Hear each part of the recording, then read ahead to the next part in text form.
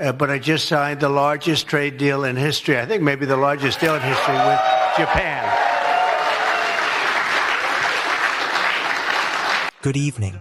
In a sweeping shift for international trade, former President Donald Trump has announced what he described as the largest trade deal in history between the United States and Japan. The agreement, revealed on July 22, 2025, cuts tariffs and secures massive Japanese investment. We break down the details now. President Trump announced on his Truth Social platform that the deal lowers tariffs on all Japanese imports to 15%, a significant drop from previously proposed levels of 25%. This reduction applies across the board, including automobiles and auto parts, and reduces the tariff on other goods set to take effect on August 1st from 25% to 15%. In return, Japan has committed to a package of approximately $550 billion in investments and loans directed at U.S. infrastructure, semiconductors, pharmaceuticals, and more.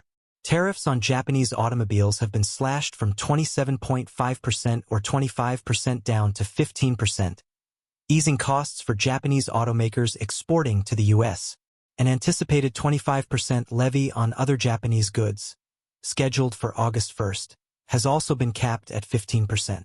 However, crucial sectors like steel and aluminum remain heavily tariffed at 50%, as Japan has not negotiated relief on these.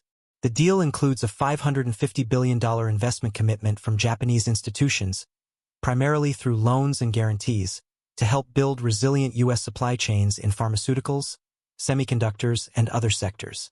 Trump emphasized that the United States will receive 90% of profits from these investments. Japan also agreed to boost U.S. exports of cars, trucks, rice, and agricultural goods under existing WTO quotas. Japanese markets surged after the announcement. The Nikkei 225 index rose about 3.5 to 4%, reaching a one-year high. Toyota shares were up approximately 11 to 14%, while Honda rose around 9 to 11%. Analysts suggest these tariff cuts alleviate concerns over a potential recession in Japan, whose economy heavily depends on auto exports to the U.S. The deal follows aggressive tariff threats from the Trump administration. Prior to negotiations, a 25% reciprocal tariff on all Japanese imports was threatened on April 3rd, initially peaking at 35% by July 2nd if no agreement was reached. A 90-day tariff pause introduced after the Liberation Day announcements provided time for negotiations. Japanese negotiator Ryosei Akazawa declared #mission complete after meeting Trump at the White House, highlighting that auto safety tariffs were also reduced, while steel and aluminum tariffs remain in place. Prime Minister Shigeru Ishiba welcomed the deal as the lowest rate ever applied among countries with a trade surplus with the U.S., and underscored protection of national interests. Automotive industry groups in the U.S. voiced criticism, citing a disparity.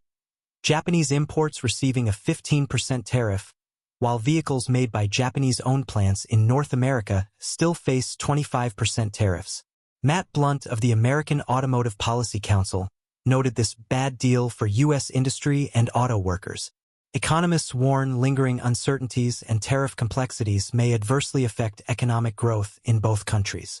This deal is part of Trump's broader strategy, securing pending agreements with the EU, UK, Vietnam, Indonesia, and the Philippines, with others anticipated before the August 1st deadline.